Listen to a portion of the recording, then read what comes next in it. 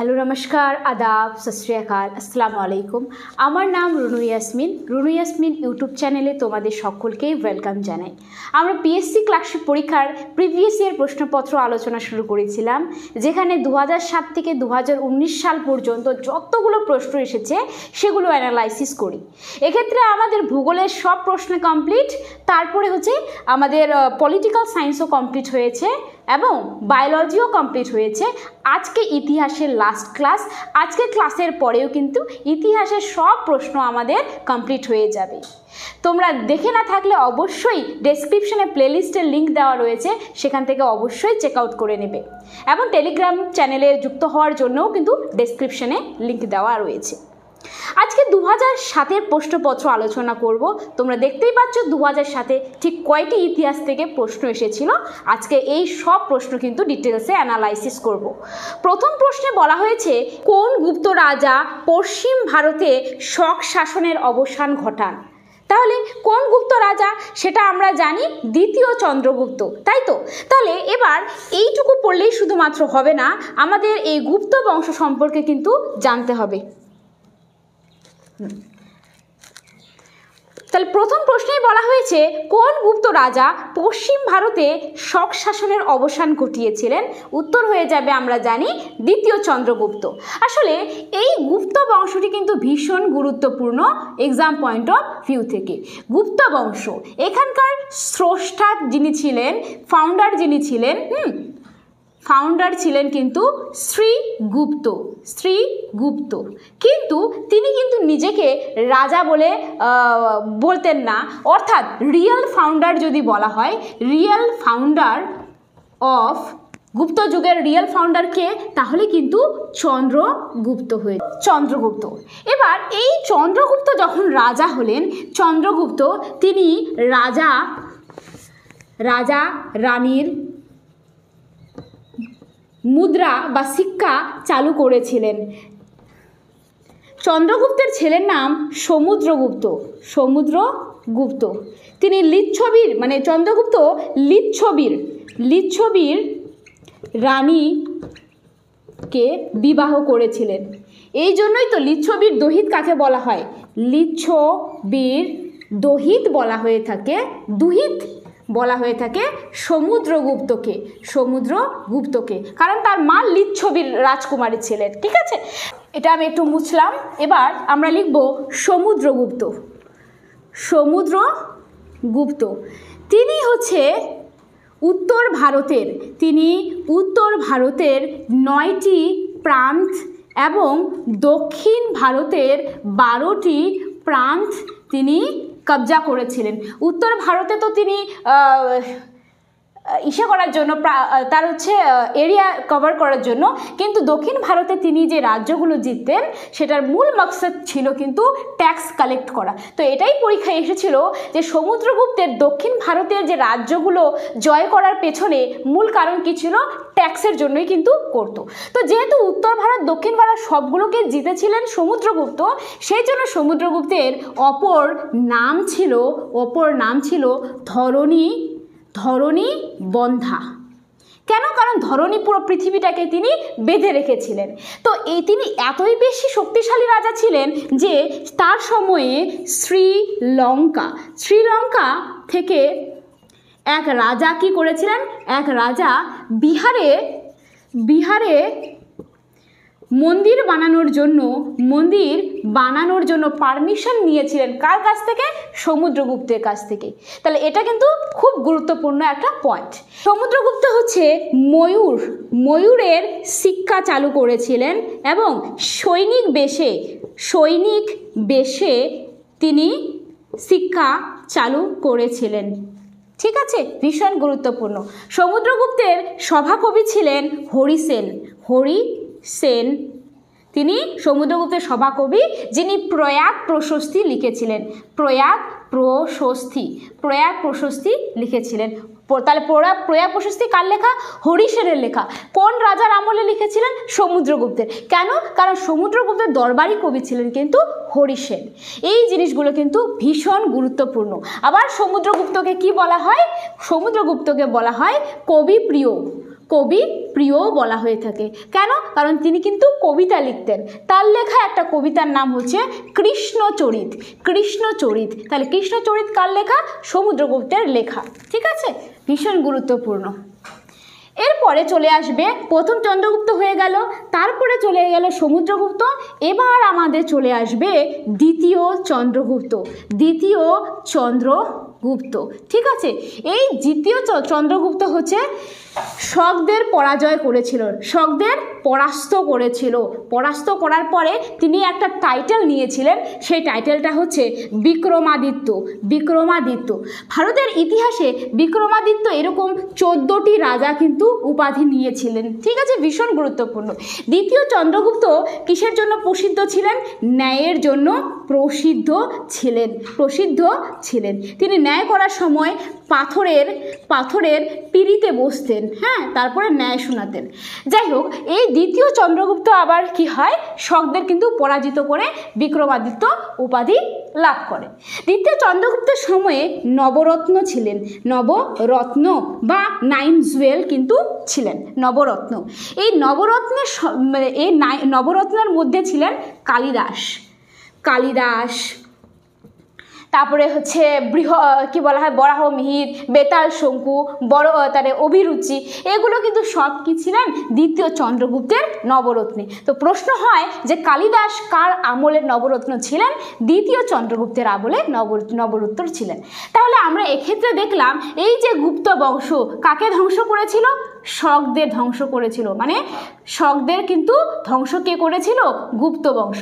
এবার গুপ্ত বংশটাকেও তো কেউ এসে ধ্বংস করবে, তো তারা কে? তারা হচ্ছে জাতিতে হুন্ড।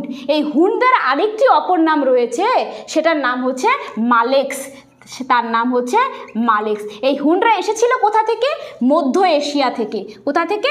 মধ্য এশিয়া থেকে হুন্ডরা এসেছিল। তার মধ্যে মিহির কুলের যে হুন্ড, সেটা কিন্তু সব থেকে বেশি খতরনাক ছিল। ঠিক আছে, তাহলে এই প্রশ্নগুলো ভীষণ গুরুত্বপূর্ণ হয়ে যায়। গুপ্ত বংশ যেহেতু পড়ছি, তাহলে আরেকটু জিনিস জানতে হবে যে কুমারগুপ্ত সম্পর্কে। কুমারগুপ্ত হচ্ছে নালন্দা বিশ্ববিদ্যালয় তিনি কিন্তু স্থাপন করেছিলেন। আর এই নালন্দা বিশ্ববিদ্যালয় পৃথিবীর প্রথম বিশ্ববিদ্যালয় যেখানে হস্টেল সিস্টেম ছিল। এমনিতে যদি বলে পৃথিবীর প্রথম বিশ্ববিদ্যালয়, তাহলে কিন্তু সেটা তক্ষশিলা হবে, যেটা বর্তমানে পাকিস্তানে অবস্থিত। কিন্তু হস্টেল সিস্টেম যুক্ত নালন্দা বিশ্ববিদ্যালয়, যেটা কুমারগুপ্ত আবিষ্কার করেছিলেন। এক্ষেত্রে কিন্তু মহাযান শাখার শিক্ষা দেওয়া হতো। মহাযান শাখা কিসের? বৌদ্ধ ধর্মের কিন্তু মহাযান শাখা। বৌদ্ধ ধর্মের তো দুটো ভাগ না, হিনযান মহাযান, তো মহাযান শাখার কিন্তু শিক্ষা দেওয়া হতো এখানেই।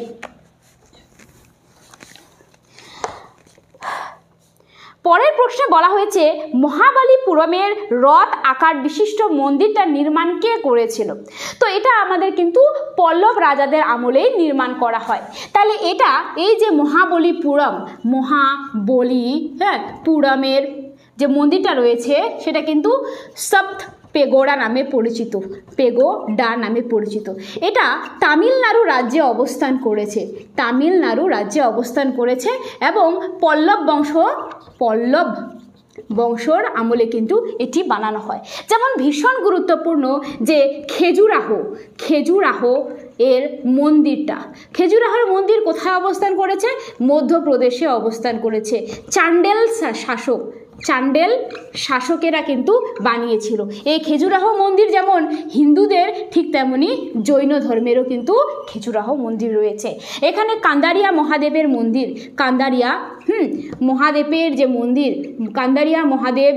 মন্দির কিন্তু রয়েছে।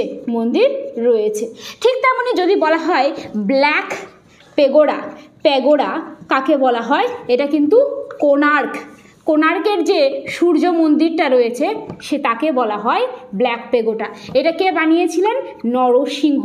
নরসিংহ প্রথম বানিয়েছিলেন। এবার যদি বলা হয় হোয়াইট পেগোডা কাকে বলা হয়? হোয়াইট পেগোডা বলা হয়ে থাকে জগন্নাথের যে জগন্নাথপুরীর যে মন্দিরটা রয়েছে, সেটাকে বলা হয় হোয়াইট পেগোডা। এটা কিন্তু আনন্দ বর্মন বানিয়েছিলেন। ভীষণ গুরুত্বপূর্ণ এই প্রশ্নগুলো। ঠিক আছে, এবার খালি যদি বলে পেগোডার কান্ট্রি কাকে বলা হয়, পেগোডার দেশ কাকে বলা হয়? পেগোডার দেশ কাকে বলা হয়, তাহলে সেটা কিন্তু মায়ানমারকে বলা হয়ে থাকে। ঠিক তেমনই আমাদের কতগুলো পিঠ রয়েছে, 4টি পিঠ রয়েছে, সেই পিঠগুলো ভীষণ গুরুত্বপূর্ণ। আমি এখানে একটু লিখে দিচ্ছি। সেই পিঠগুলো 4টা লোকেশন, 4টা জায়গায় রয়েছে।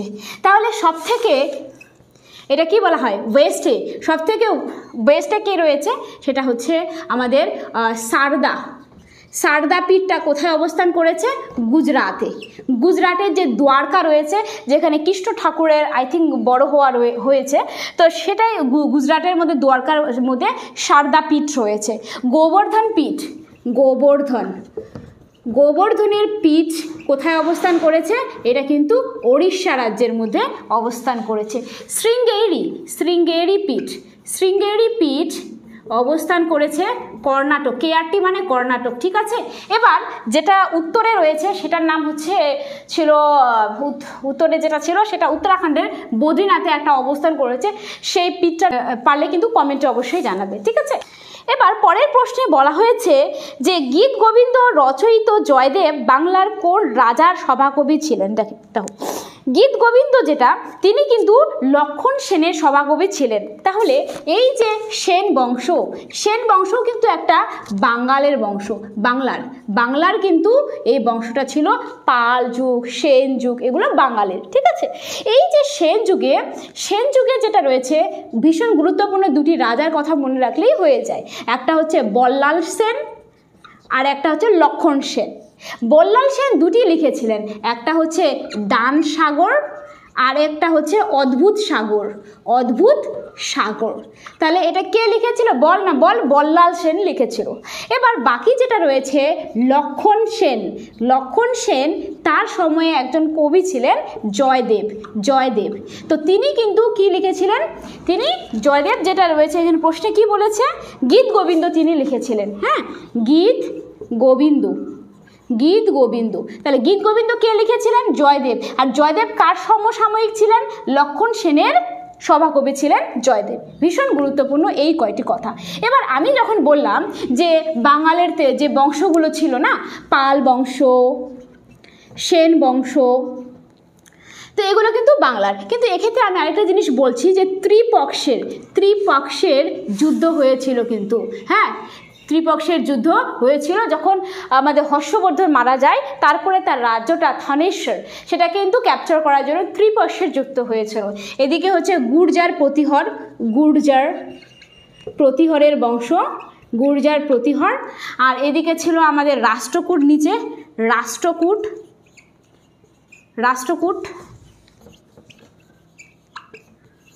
রাষ্ট্রকূট বংশ, আর এদিকে ছিল পাল বংশ, ঠিক আছে। এই 3টা বংশ মিলেই কিন্তু যুদ্ধ হয়েছিল কনৌজ দখল করার জন্য, বলে এটাকে ত্রিপক্ষের যুদ্ধ বলা হয়। আলটিমেটলি জিতেছিল কিন্তু গুর্জার প্রতিহার, ঠিক আছে। আর এই পাল বংশটা ছিল তখন মানে বাংলার, ঠিক আছে। এই প্রশ্নগুলো গুরুত্বপূর্ণ আছে। এবার পরের প্রশ্নে বলা হয়েছে কার রাজত্বকালে ফতেপুর সিক্রি নির্মাণ করা হয়েছিল। ফতেপুর সিক্রি, বুলান দরবাজা, এগুলো সব কিন্তু আকবরের সময়ে নির্মাণ করা হয়েছিল। তাহলে বিভিন্ন মোগল যুগে যে বিভিন্ন বাদশাহ ছিলেন, তাদের সময়ে যে গুরুত্বপূর্ণ ইমারতগুলো রয়েছে সেগুলো সম্পর্কে আমরা জানব। যেমন সবার প্রথমে কি ছিলেন, বাবার হলো হুমায়ুন, আবার আকবর, জাহাঙ্গীর, শাহজাহান, ঔরঙ্গজেব, যেটা সব থেকে ফেমাস ডায়লগ, এটা বাড়িতে বাবা বলেছিল, বাবার হলো আবার জ্বর, সারিল ঔষধে। তো ছোটোবেলার ট্রিক আমরা সকলেই জানি। যাই হোক, বাবরের সময়ে যে স্থাপত্য কলা ছিল সেটা হচ্ছে 4 বাগ শৈলী, ভীষণ গুরুত্বপূর্ণ। 4 বাগ শৈলীর জনককে, তাহলে বাবর হয়ে যাবে। এবার হুমায়ুনের সময়ে কিন্তু তিনি হচ্ছে যে করেছিলেন দিন পানহা লাইব্রেরি তিনি আবিষ্কার করেছিলেন। তাকে যে কবর দেওয়া হয়েছিল তার কবরটার নাম কিন্তু হচ্ছে রেড তাজমহল, বা এটাকে অনেকে পূর্বের তাজমহলও বলে থাকেন। তারপরে আকবর, আকবরের সময় হচ্ছে ফতেপুর সিকরি এবং সেটা ফতেপুর সিকরি যাওয়ার জন্য যে গেট সেটাকে বলা হয় বুলন্দ দরওয়াজা। তাহলে বুলন্দ দরওয়াজা এগুলো সব আবিষ্কার করেছিলেন কিন্তু আকবরের সময়ে। ঠিক আছে, এবার জাহাঙ্গীরের সময়ে তিনি কি করেছিলেন, তার সময়ে পেট্রা ডোরার শৈলীটা বিখ্যাত হয়। হ্যাঁ, পেট্রা ডোরার শৈলীটা ভীষণ বিখ্যাত ছিল। ঠিক আছে, তো জাহাঙ্গীর কিন্তু নিজের হাতে একজনের কবর বানিয়েছিলেন বা দিয়েছিলেন, তার নাম কিন্তু আনারকালি। আর এই আনারকালি আর জাহাঙ্গীর দুজনের কবর একটা টাউনেরই রয়েছে, সেটা হচ্ছে আমাদের কি লাহোরের আছে। যাই হোক জাহাঙ্গীরের সময় আরেকটা গুরুত্বপূর্ণ নির্মাণ হয়েছিল, সেটার নাম হচ্ছে শালিমার বাগ নির্মাণ করেছিলেন। শাহজাহানের সময় শীষমহল নির্মাণ করেছেন। এখন তো প্রশ্ন আসে, শীষমহল কোন শহরে তিনি নির্মাণ করেছিলেন, সেটা কিন্তু লাহোরে নির্মাণ করেছিলেন শীষমহল। তাছাড়া তিনি কিন্তু তাজমহল নির্মাণ করেছিলেন। তাজমহলটা কোথায় রয়েছে, আগ্রাতে রয়েছে, আগ্রার তাজমহল। তাছাড়া তিনি নির্মাণ করেছিলেন হচ্ছে জামে মসজিদ। হ্যাঁ, জামা মসজিদ এটা কোথায় অবস্থান করেছে, দিল্লিতে রয়েছে। আর মতি মসজিদ এটা কোথায় রয়েছে, দেখো মতি মসজিদ হতে দুইটা, একটা যেটা দিল্লিতে রয়েছে যেটা আগ্রাতে অবস্থান করেছে সেটা হচ্ছে শাহজাহান আবিষ্কার করেছিলেন। কিন্তু যেটা হচ্ছে মতি মসজিদ, যেই মতি মসজিদ দিল্লিতে অবস্থিত, সেই দিল্লিওয়ালা মতি মসজিদ কিন্তু ঔরঙ্গজেব আবিষ্কার করেছিলেন। ঔরঙ্গজেবের সময়ে আরেকটি আবিষ্কার হচ্ছে বিবিকা মাকবারা। এই বিবিকা মাকবারা কোথায় অবস্থান করেছে, এটা কিন্তু মহারাষ্ট্রের দৌলতাবাদের মধ্যে বিবিকা মাকবারা, মানে ঔরঙ্গাবাদের মধ্যে বিবিকা মাকবারা অবস্থিত।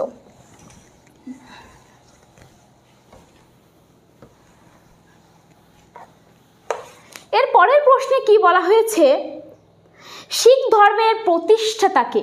আমরা জানি শিখ ধর্মের প্রতিষ্ঠাতা হচ্ছে কি আমাদের গুরু নানক। এই যে গুরু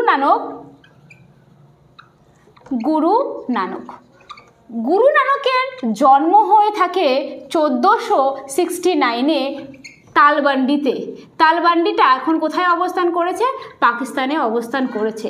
তো এই গুরু নানকদের প্রচলিত ধর্মের নাম শিখদের কিন্তু 10টি গুরু ছিল, 10টি গুরু। সেই গুরুগুলোর মধ্যে প্রথম গুরু হচ্ছে গুরু নানক, দ্বিতীয় নাম্বার হচ্ছে গুরু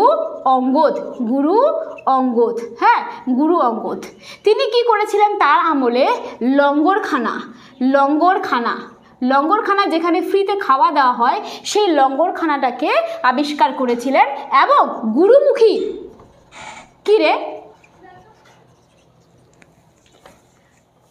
তাহলে গুরু নানক যিনি তারপরে একটা লিপি আবিষ্কার করেছিলেন, সেটা হচ্ছে গুরুমুখী লিপি। তাহলে কি এটা কিন্তু শিখ লিপি, এবং যেটা আবিষ্কার করেছিলেন গুরু অঙ্গদ দেব, যেটা দ্বিতীয় গুরু। তৃতীয় নাম্বার গুরু হচ্ছে অমর গুরু। হ্যাঁ, তো তিনি হচ্ছে কি, তিনি অমর হয়ে আছেন কেন, তিনি সংসার জীবনে থেকেই তিনি কি করেছিলেন, তিনি কুপ্রথার বিরুদ্ধচার করেছিলেন। ঠিক আছে, এবার গুরু নাম্বার 4 হচ্ছে গুরু রামদাস। এই গুরু রামদাস এর সাথে কিন্তু আকবরের কিন্তু খুব ভালো সম্পর্ক ছিল। এই জন্য আকবর তাকে 500 বিঘা জমি দান করেছিল এবং সেখানেই গুরু রামদাস হচ্ছে অমৃতসর নির্মাণ করেছিলেন গুরু রামদাস। এবার 5 নাম্বার গুরুটা আমরা এখানে লিখছি, 5 নাম্বার গুরু, সেই 5 নাম্বার গুরু হচ্ছে গুরু অর্জুন দেব। তো তিনি কি করেছিলেন, তিনি কিন্তু শুকর চাকিয়া মিশালের ছিলেন মানুষ, মিশালের মানুষ ছিলেন। ঠিক আছে, এই গুরু অর্জুন দেব কী করেছিলেন, এই যে গুরু রামদাস যে অমৃতসর নির্মাণ করেছিলেন, সেই অমৃতসরে গিয়ে তিনি হর মন্দির নির্মাণ করেছিলেন, হর মন্দির নির্মাণ করেছিলেন। এই গুরু অর্জুন দেবের সময়ে তিনি কি করেছিলেন, জাহাঙ্গীরের যে ছেলে রয়েছে খুসরুকে আশ্রয় দিয়েছিলেন, তিনি আশ্রয় দেন। এই জন্য কি করেন, জাহাঙ্গীর তাকে হত্যা করেন। তো এরপরে 5 নম্বর গুরুর পর থেকে, মানে গুরু অর্জুন দেবের সময় থেকে কি হয়, গুরু প্রথাটা বংশানুক্রমে চলে আসে, অর্থাৎ এর যে বংশের পরে বংশর সে কিন্তু চলে আসে, বংশানুক্রম কিন্তু গুরু প্রথাটা শুরু হয়ে যায়। এরপরে আমরা দেখব 6 নম্বর গুরু। 6 নম্বর গুরু হচ্ছে গুরু হরগোবিন্দ। গুরু হরগোবিন্দ তিনি কিন্তু নাগরা বাদ্যযন্ত্র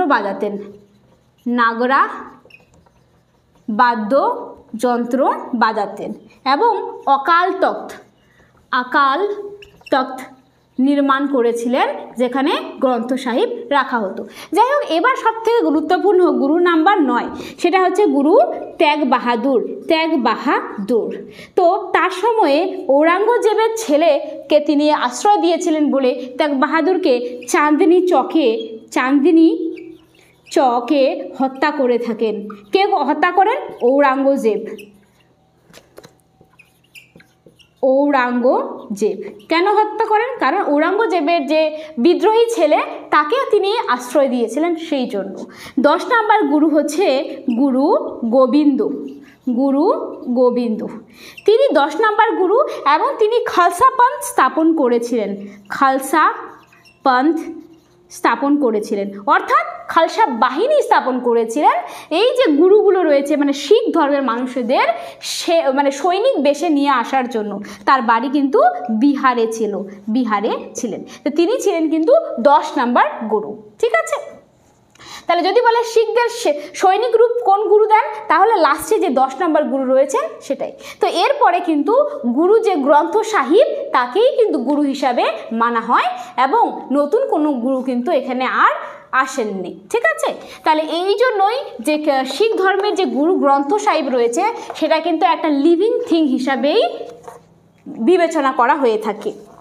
এবার বাকি যেটা রয়েছে, ভারতের জাতীয় কংগ্রেসের প্রধান সভাপতি কে ছিলেন? প্রথম সভাপতি উমেশ চন্দ্র ব্যানার্জি।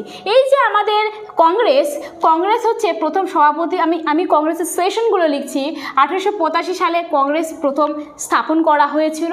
তারপরে 1886, 1887, 1888, 1889। কংগ্রেসের প্রথম সেশনটা হচ্ছে বোম্বাইয়ে হয়, তারপরটা কলকাতা, তারপরটা মাদ্রাজ, তারপরে হচ্ছে এলাহাবাদ, দেখো এটাকে এখন বলা হয় প্রয়াগরাজ। ঠিক আছে, তারপরে হচ্ছে আবার বোম্বাইতে হয়ে থাকে। যাই হোক, প্রথম যে সেশনটা হয় তার অধ্যক্ষ ছিলেন উমেশ চন্দ্র ব্যানার্জি, ভীষণ গুরুত্বপূর্ণ। তারপরে কলকাতা সেশন হয় 1886 সালে। সেক্ষেত্রে আমাদের কংগ্রেসের অধ্যক্ষ কে হয়ে থাকেন? দাদাভাই নৌরোজি। তিনি শুধুমাত্র 1886 সালেই নয়, তিনি তিনি টোটাল 3 বার কিন্তু কংগ্রেসের অধ্যক্ষ ছিলেন। এবার 1887 সালে যে মাদ্রাসা অধিবেশন হয় তখন অধ্যক্ষ ছিলেন হচ্ছে আমাদের বদরুদ্দিন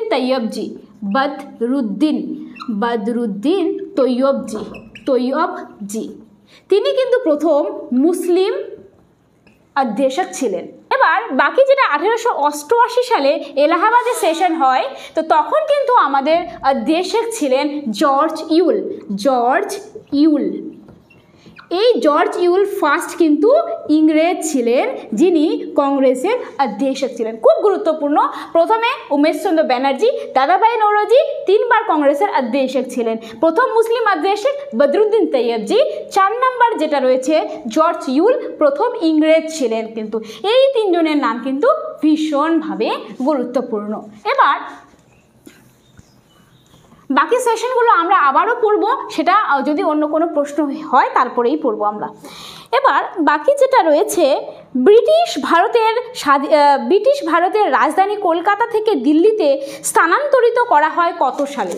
আমরা জানি যখন দিল্লি দরবার হয়ে থাকে, দিল্লি দরবার এটা 1911 সালে যখন হয়, হার্ডিংস দ্বিতীয় সময়। দিল্লি দরবার কি জিনিস, কয়বার হয়েছে, বিস্তারিত আমরা এর আগের ক্লাসে আলোচনা করেছিলাম, সুতরাং এবার কিন্তু করছি না। জাস্ট দিল্লি দরবার 1911 সালে যেটা হয়েছে সেটার কথা বলছি। তো এটা কার সময় হয়েছিল? হার্ডিংস দ্বিতীয় এর সময় হয়, যেখানে হচ্ছে আমাদের জর্জ V আর কুইন ম্যারি তিনি কিন্তু ভারতে এসেছিলেন। তার জন্য দিল্লিকে সাজানো হয়েছে, সেটাই দিল্লি দরবার। সেখানে এসে তিনি কি ঘোষণা করেছিলেন?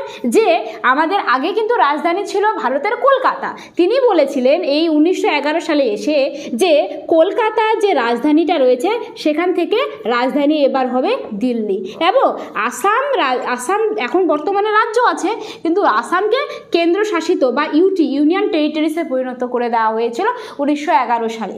আর বলেছিল 1905 সালে যে বঙ্গভঙ্গটা করেছিল ইংরেজরা, সেটা হচ্ছে এখন 1911 সালেতে এসে বলছে যে বঙ্গভঙ্গ যেটা করেছিলাম সেটা এখন রদ করলাম বা বন্ধ করলাম। তাহলে এই কয়টি কিন্তু কাণ্ড করা হয়েছিল দিল্লি দরবার 1911 সালে। তাহলে কলকাতা কতদিন পর্যন্ত কলকাতা রাজধানী ছিল ভারতের? 1911 সাল। 1911 সালের পরেই কিন্তু কলকাতা কিন্তু আর ভারতের রাজধানী হয়নি, রাজধানী হয়ে যায় দিল্লি।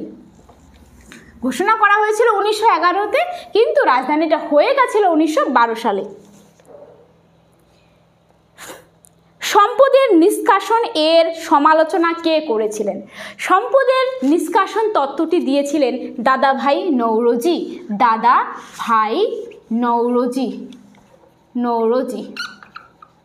দাদাভাই Naoroji property and British rule in India, এই গ্রন্থটিতে তিনি সম্পদের বহির্নির্গমন বা সম্পদের যে নির্গমন হচ্ছে সেই সম্পর্কে কিন্তু তুলে ধরেছিলেন। তাহলে দাদাভাই নওরোজি সম্পর্কে গুরুত্বপূর্ণ 3টি ফ্যাক্টস রয়েছে। তিনি হচ্ছে 3টি বার কি করেছিলেন? কংগ্রেসের অধ্যক্ষ ছিলেন। ঠিক আছে। এবার দাদাভাই নওরোজি কিন্তু পার্সি সম্প্রদায়ের মানুষ ছিলেন। এই নওরোজি থেকে আমরা হচ্ছে নওরোজ ফেস্টিভ্যাল এভাবে রিলেট করেই মনে রাখা যায়। তিনি কিন্তু সবার প্রথম ব্রিটেনে নমিনেট হওয়া মেম্বার ছিলেন। ব্রিটেনের সংসদে নমিনেট হওয়া প্রথম ভারতীয় কিন্তু দাদাভাই নওরোজি ছিলেন। তিনি নরম দলের একজন নেতা।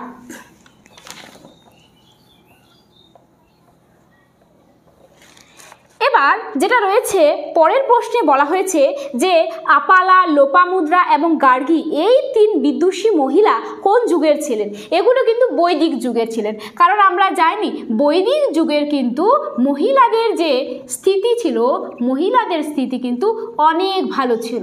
তো সেই সময়ে কিন্তু গার্গী, লোপামুদ্রা আর বাকি যেটা রয়েছে গার্গী, লোপামুদ্রা এবং আপালা নামক কিন্তু বিদুষী মহিলাগুলো সেই যুগেরই ছিলেন। এই বৈদিক যুগ যেটা রয়েছে যে সেটা কবে থেকে হয়? 1500 থেকে কিন্তু 800 যে রয়েছে বিসি, সেটাকেই তো আমরা বৈদিক যুগ বলি। বৈদিক যুগে আমরা 2টি ভাগে ভাগ করতে পারি। একটা হচ্ছে ঋক বৈদিক যুগ আর পরবর্তী বৈদিক যুগ। ঋক বৈদিক যুগ 1500 থেকে 1000 বিসি পর্যন্ত, পরবর্তী বৈদিক যুগ 1000 থেকে 800 বিসি পর্যন্ত হয়ে থাকে। এই ঋক বৈদিক যুগে কি ছিল? কাস্ট সিস্টেম ছিল না, কিন্তু মানুষের কর্ম নির্ধারিত হতো যোগ্যতার ভিত্তিতে, যোগ্যতার ভিত্তিতে। এখন যেমন ব্রাহ্মণের বাড়িতে জন্ম নিলেই শুধুমাত্র পূজা অর্চনা করা যায়, সেটা কিন্তু ঋক বৈদিকে ছিল না। ঋক বৈদিকে সাধারণ মানুষেরাই যদি তাদের যোগ্যতা থাকতো তাহলেই কিন্তু তারা তার ভিত্তিতেই কর্ম পেত। কিন্তু পরবর্তী বৈদিক যুগে গিয়ে কি হয়ে গেল, কাস্ট সিস্টেম ডিভিশন হয়ে যায় এবং যে মানে কি বলবো, কর্ম নির্ধারিত হতো জাতির ভিত্তিতে। আমি এখানে লিখছি কর্ম নির্ধারিত হতো জাতির ভিত্তিতে, জাতির ভিত্তিতে। যাই হোক, এই যে বৈদিক যুগ রয়েছে সেটা কিন্তু এর কিছু গুরুত্বপূর্ণ জিনিস আমরা জানবো। এই বৈদিক যুগে হচ্ছে গভিষ্ঠ যুদ্ধ হতো, গভিষ্ঠ যুদ্ধ হতো। গভিষ্ঠ যুদ্ধ মানে গরুকে নিয়ে কিন্তু যুদ্ধ হতো, ওটাকে বলা হয় গভিষ্ঠ যুদ্ধ, হ্যাঁ, গরুর যুদ্ধ। এবার এই বৈদিক যুগেই হচ্ছে 10 রাজের যুদ্ধ হয়। 10 রাজের যুদ্ধের কাহিনী আমরা পাই যে সেটা বৈদিক যুগে। বৈদিক যুগে যে মৃৎ ভাণ্ডারটা ব্যবহার করা হতো সেটা হচ্ছে ধূসর রঙের, ধূসর মৃৎ ভাণ্ডার, হ্যাঁ, মৃৎ ভাণ্ডার বা পটরি এর ব্যবহার শুরু হয়ে থাকে বৈদিক যুগ থেকে। ভীষণ গুরুত্বপূর্ণ পয়েন্ট। এবার পরের প্রশ্নে বলেছে ভারতের শেষ মুঘল সম্রাট কে ছিলেন। ভারতের শেষ মুঘল সম্রাট হচ্ছে বাহাদুর শাহ দ্বিতীয়। তাহলে আমি কি বললাম, বাহাদুর শাহ দ্বিতীয়। তিনি কি করতেন, কারেন্ট অ্যাফেয়ার্স লিখতেন, কারেন্ট অ্যাফেয়ার্স লিখতেন এবং তার কারেন্ট অ্যাফেয়ার্স লেখার যে বইটা তার নাম কিন্তু জাফর নামে কারেন্ট অ্যাফেয়ার্স লিখতেন। বলতে ওই জন্যই বাহাদুর শাহ দ্বিতীয়ের অপর নাম হয়ে যায় বাহাদুর শাহ জাফর। তিনি 80 বছর বয়সে কিন্তু রাজা হয়েছিলেন। যাই হোক, এই বাহাদুর শাহ জাফর যখন রাজা হয় তো ইংরেজরা তাকে পেনশন দেওয়া বন্ধ করে দিয়েছিলেন। তাহলে কি করেছিলেন, পেনশন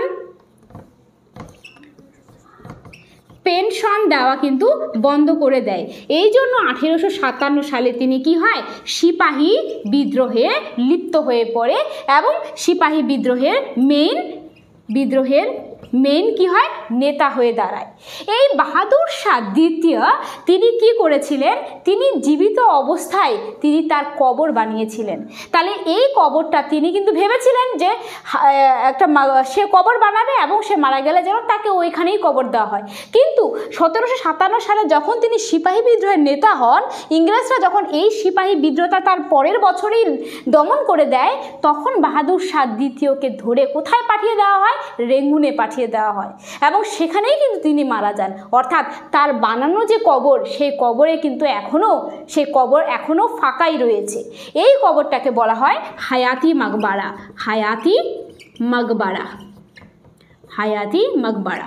এটা কোথায় অবস্থান করেছে, এখন বর্তমানে দিল্লিতে গেলেই কিন্তু দেখতে পাওয়া যাবে হায়াতি মাকবারা। কে বানিয়েছিলেন, বাহাদুর শাহ দ্বিতীয়। তা যখন হচ্ছে সিপাহী বিদ্রোহ হয় 1857 সালে, তিনি তো নেতা ছিলেন। তারপরে হচ্ছে যখন ব্রিটিশরা তাকে দমন করে বা তাকে ধরতে আসে, তখন তিনি কিন্তু একটা জায়গায় আশ্রয় নিয়েছিলেন। সেটা কোথায়, হুমায়ুনের যে কবর ছিল সেটাকে কি বলি, তাজমহল, লাল তাজমহল। সেই লাল তাজমহলে কিন্তু তিনি লুকিয়েছিলেন। তাহলে তিনি কোথায় লুকিয়েছিলেন, সেটা হচ্ছে লাল তাজমহল, রেড তাজমহল, যেটা হুমায়ুনের কবর। কিন্তু এটা হুমায়ুনের কবর ছিল, হ্যাঁ।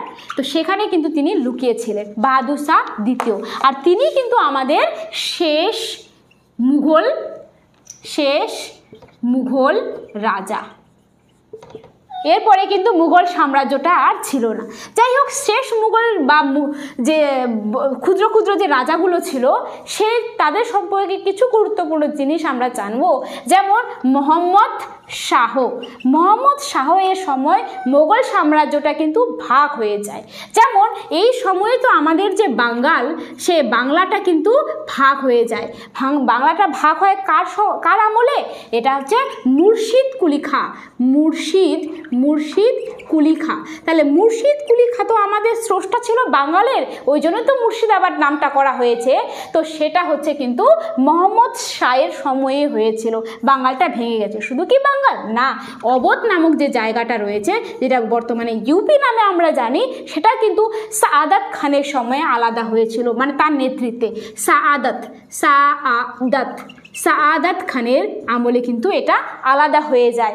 ঠিক তেমনি হায়দ্রাবাদটাও কিন্তু সেই সময়ই আলাদা হয়। হায়দ্রাবাদ কার নেতৃত্বে আলাদা হয়ে থাকে? নিজামুল মুলক। হ্যাঁ, নিজামুল মুলক,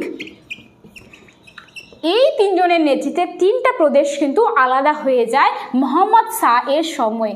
এরপরে আরেকজন রাজা ছিলেন, মানে এর কিছু পরে রাজা হয়েছিলেন মোহাম্মদ শাহ দ্বিতীয়। তিনি কিন্তু সব থেকে বেশি বা লং টেনিওর ছিল, মানে পরবর্তী মোগল সাম্রাজ্যে যতগুলো রাজা ছিল, ওই যে বাহাদুর শাহ, মোহাম্মদ শাহ, তারপরে হচ্ছে আলমগীর, মুয়াজ্জম, এগুলোর মধ্যে সব থেকে বেশি লং টেনিওর ছিলেন কিন্তু মোহাম্মদ শাহ দ্বিতীয়ের। কারণ এই সময়ই তো পলাশির যুদ্ধ হয়েছিল, পলাশির যুদ্ধ হয়, বক্সারের যুদ্ধ, তারপরে হচ্ছে আমাদের এটাকে বলা হয় হচ্ছে এলাহাবাদের সন্ধি। হ্যাঁ, এলাহাবাদের সন্ধি, এগুলো সব কার সময় হয়? মোহাম্মদ শাহ দ্বিতীয়ের সময় হয়। ভীষণ গুরুত্বপূর্ণ এই পয়েন্টসগুলো কিন্তু পরীক্ষার পয়েন্ট অফ ভিউ থেকে। এবার হ্যাঁ, শেষ। তাহলে আজকেই কিন্তু আমাদের ইতিহাসের সব প্রশ্ন কমপ্লিট হয়ে গেল। কেমন লাগলো সেশনটি অবশ্যই জানাবে।